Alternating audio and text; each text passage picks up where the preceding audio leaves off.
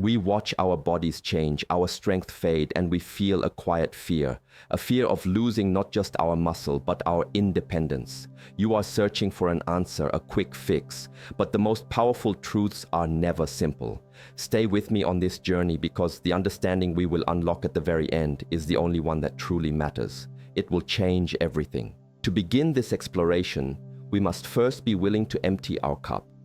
This is a concept that is very simple, yet for many, very difficult. You have come here today with your cup already full. It is full of expectations, full of anxieties about aging, about sarcopenia, about what you believe is the inevitable decline of your physical self. You have heard the word fast and stop, and you have arrived looking for a magical ingredient, a secret powder to add to your morning ritual that will solve a problem that feels vast and overwhelming. I understand this. The world we live in conditions us to seek immediate solutions for deep and complex matters.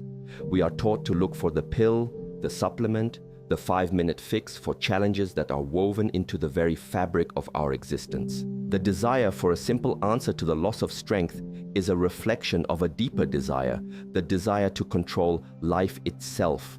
The changing of our bodies is one of the most profound reminders that we are not entirely in control. It is a process of nature, a rhythm of existence.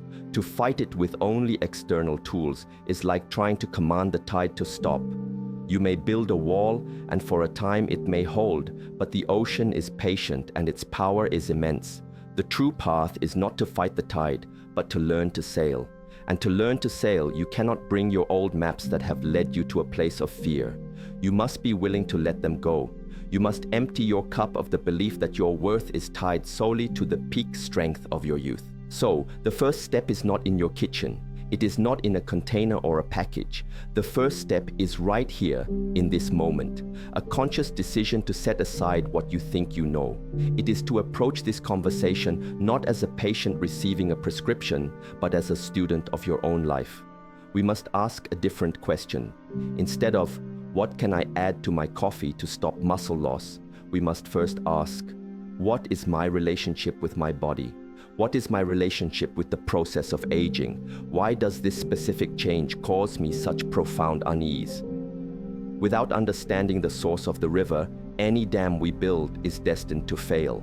The true strength we seek is not found in a supplement, but in a shift of perspective that transforms the entire experience of being in our bodies. This journey is about re-establishing a connection that may have been lost over decades of distraction, of focus on the external world, on career, on family, on everything but the vessel that carries you through it all.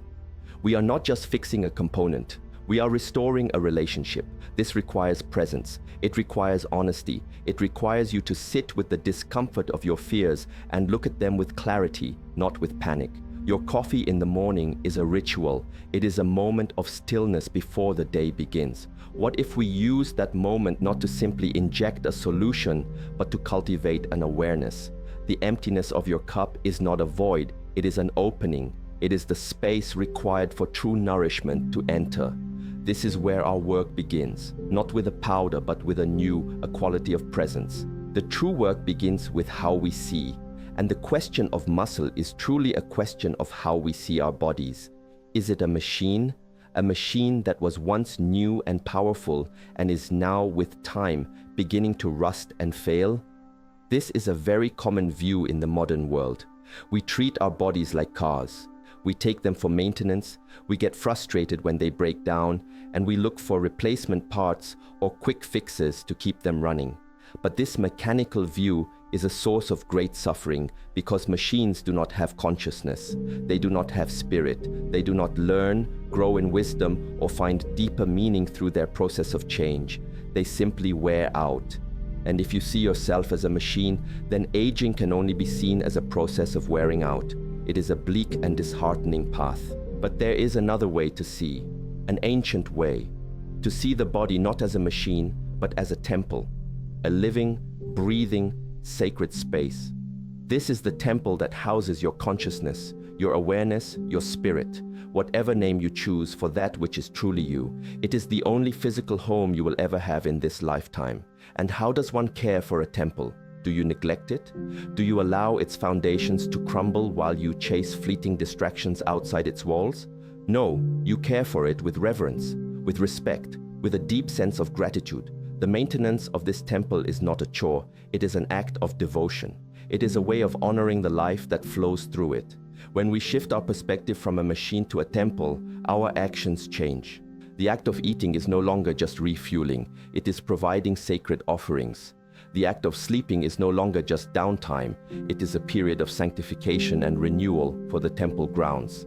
And the act of movement, of exercise, is no longer a desperate fight against decay. It becomes a ritual of gratitude, a celebration of the temple's capacity for strength and grace, whatever that capacity may be in this present moment. So the conversation about sarcopenia transforms. It is not, how do I stop my temple from getting old? A temple is meant to get old. It is meant to show the passage of time. A very old temple has a beauty and a wisdom that a brand new one does not. The stone is worn smooth by centuries of devotion. The wood carries the scent of countless incense offerings. Its character is its history. So the real question becomes, how do I honor my temple through all its seasons? How do I care for its foundation, its pillars, its inner sanctum, so that it remains a strong and worthy vessel for my spirit, even as its outward appearance changes with the passage of years? The loss of muscle, then, is not just a mechanical failure. It is a signal from the temple. It is a call to pay attention, a call for a different kind of care, a more mindful and deliberate devotion. Adding something to your coffee, from this viewpoint, is not a simple chemical intervention. It is a part of that morning ritual of care. What you choose to add, and the intention with which you add it, becomes a small prayer for the well-being of the temple. This changes everything. It elevates a simple action into a profound practice. Now we can explore this ritual of the morning coffee, this single quiet moment. In our tradition, we understand that all things are composed not just of physical substance, but also of a more subtle energy. You can call it chi, you can call it prana, you can call it life force. The name is not important. What is important is the understanding that there is a current of vitality that flows through us and animates us. When this energy is abundant and flowing smoothly, we feel strong, clear, and alive. When it is deficient or blocked, we feel weak, confused, and heavy. Sarcopenia, from this perspective, is not just a loss of protein mass. It is a manifestation of a diminished flow of this subtle, vital energy. The body's ability to rebuild and sustain itself has weakened on an energetic level. So, what are we really doing when we drink our coffee in the morning? For many, it is a stimulant, a jolt to the nervous system to force the body into a state of alertness. We are using it as a whip to get the machine started. This is an act of force. It can be effective in the short term, but over time, whipping a tired horse only makes it more tired. It depletes our deep foundational reserves of energy. What if we change the intention? What if the morning ritual was not about forcing alertness, but about consciously cultivating and gathering energy for the day? The warm cup in your hands, the aroma, the moment of quiet.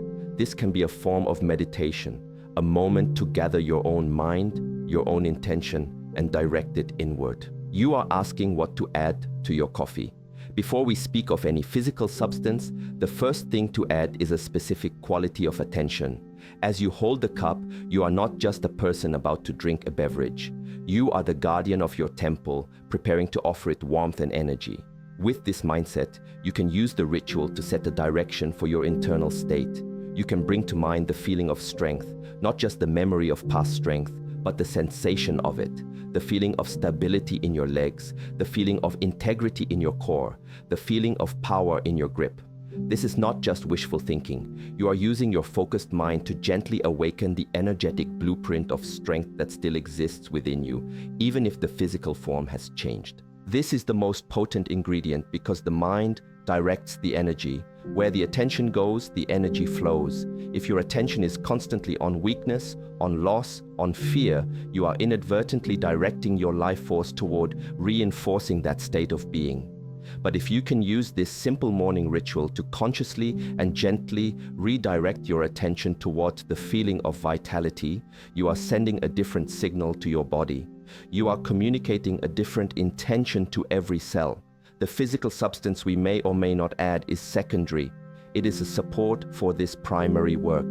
The coffee then becomes a carrier, a vehicle, not just for caffeine, but for your own conscious intention to nourish the subtle energy that sustains the temple of your body. This is the foundation. With a clear intention set, we can now turn to the physical reality of the body.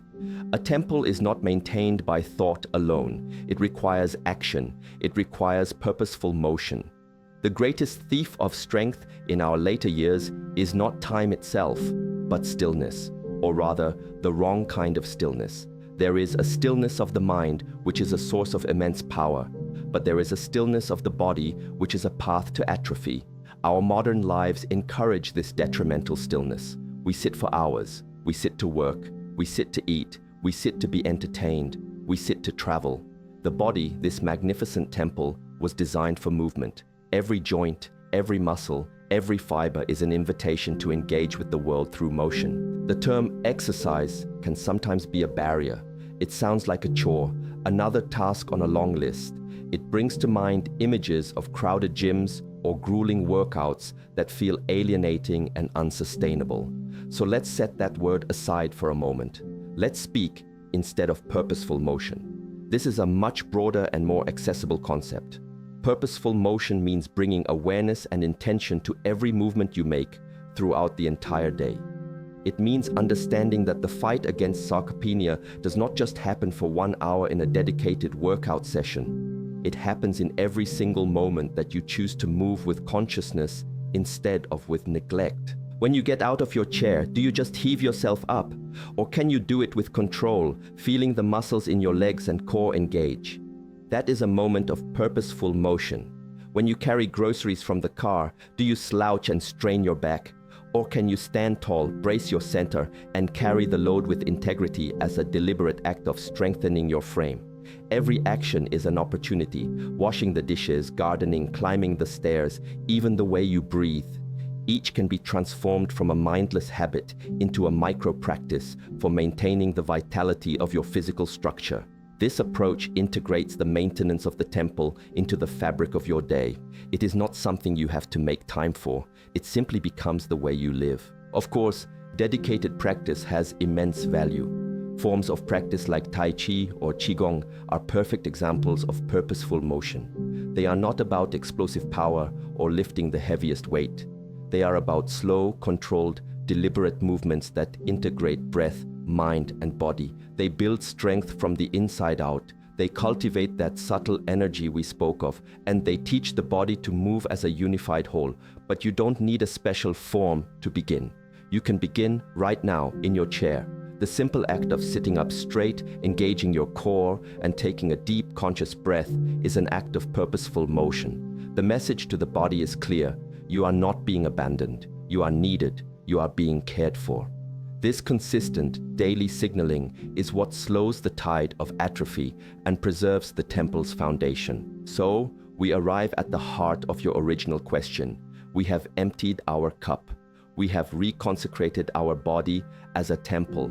We have learned to cultivate subtle energy and engage in purposeful motion. We have built the foundation. Now, and only now, can we speak of what we might physically add to our morning coffee. To add a powerful supplement without this foundation is like planting a seed in concrete. It has no ground to grow in. It is a waste of a good seed. But to add it within this new context of reverence and intention, that is like planting a good seed in fertile, well-tended soil. Now it has the power to create meaningful change. Now it becomes a true act of nourishing wisdom. The wisdom is in understanding why you are adding it. You are not adding it out of fear, as a magic potion to stop time. You are adding it as a supportive offering, a concentrated form of nourishment to assist the temple in its own process of self-repair and maintenance. You are working with your body, not just acting upon it. The body, especially as it ages, has an increased need for the building blocks of muscle. The primary building block is protein, and more specifically, certain amino acids that trigger the process of muscle protein synthesis. So the substance we add is, in fact, remarkably simple. It is not some exotic herb from a distant mountain. It is a high-quality, easily digestible form of protein. You could choose a clean, unflavored collagen peptide, which also supports joints and skin. Or you could choose an essential amino acid powder, which provides the most direct signal for muscle repair. The specific product is less important than the quality and the intention. As you stir this tasteless or mild powder into your coffee, this is your moment of practice. This is not just mixing a drink. You are consciously adding the physical building blocks that you will then animate with your purposeful motion throughout the day. The act is symbolic and literal at the same time. You are providing the raw materials for the temple's upkeep. It becomes a ritual of profound self-care, a commitment made each morning to honor and support your physical vessel. This is the integration of ancient wisdom and modern science. We use our understanding of physiology and nutrition, but we apply it within a framework of mindfulness and purpose. This is the difference between desperation and devotion. The world will try to sell you countless complex and expensive powders with grand promises, but the truth is often simple. Provide the body with the fundamental building blocks it needs and do it with an attitude of respect and loving care. This small, consistent act, when combined with the mental and physical practices we have discussed, creates a powerful synergy. It is the coffee, the powder, the intention, and the subsequent motion all working together as one unified effort to sustain the vitality of your being. This is how you nourish with wisdom. We have spoken of the mind, the body, the energy. But what is it that we are truly afraid of losing? When we say muscle, what do we mean?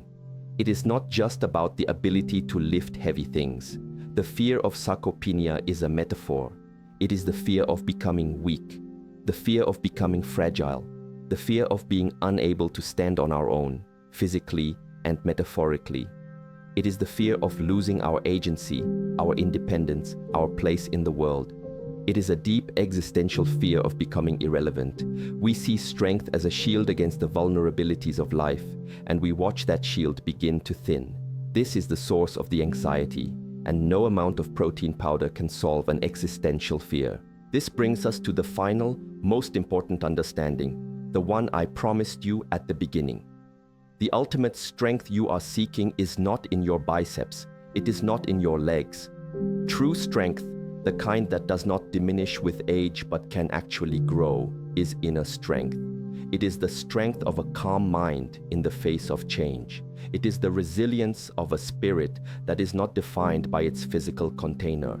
It is the wisdom to find value, purpose, and grace in every season of life, not just in the summer of our youth. The focus on maintaining the physical temple is a worthy and noble practice, but it is a practice that must serve a higher purpose, the cultivation of this unshakable inner core. Why do we maintain the body? So that it can be a stable and comfortable home for a peaceful mind. A body that is not in constant pain or distress allows for deeper states of clarity and contemplation. The physical work is a foundation for the spiritual work. While you tend to your muscles, you must also tend to your mind. You can do this through meditation, through reflection, through spending time in nature, through connecting with what gives you a sense of purpose beyond your own physical existence. When you cultivate this inner strength, the fear of physical weakness begins to lose its power over you. You realize that your value as a human being is not measured in pounds you can lift. It is measured in the love you can give, the wisdom you can share, the stillness you can embody. So you add protein to your coffee, yes. You move with purpose, yes. You care for your body as a temple, but you do it all with the ultimate understanding that you are not just fighting a loss. You are cultivating a new kind of gain. You are building an inner fortitude that is immune to the passage of time. The strength of a mountain is not in its sharp peaks, but in its immense, immovable weight and presence. With age, the sharp peaks of our physical prowess may soften, but we have the opportunity to develop the profound, quiet strength of the mountain, a strength that provides shelter and stability for others, a strength that is at peace with its own existence. This is the final ingredient, and it is added not to your coffee, but to your soul. Your journey is not one of fighting against the inevitable, but of gracefully transforming into a different and potentially more profound kind of strength. The body changes, this is the law of nature, but the spirit, the consciousness, has the capacity to expand and deepen until the very last breath. Let your physical practice be an expression of that deepening, not a desperate battle against it. Care for your temple, not out of fear of its aging, but out of love for the life it has allowed you to live and the wisdom it now allows you to embody. This is the path to true power, a power that time cannot diminish. I clicked on this, expecting a simple health hack, and now I'm sitting here in tears. The idea of my body not as a failing machine, but as an old, wise temple that needs reverence. That changed my entire perspective on getting older. I've been so scared of becoming weak. This is the first time I felt a sense of peace about it. Thank you for this. Truly, thank you.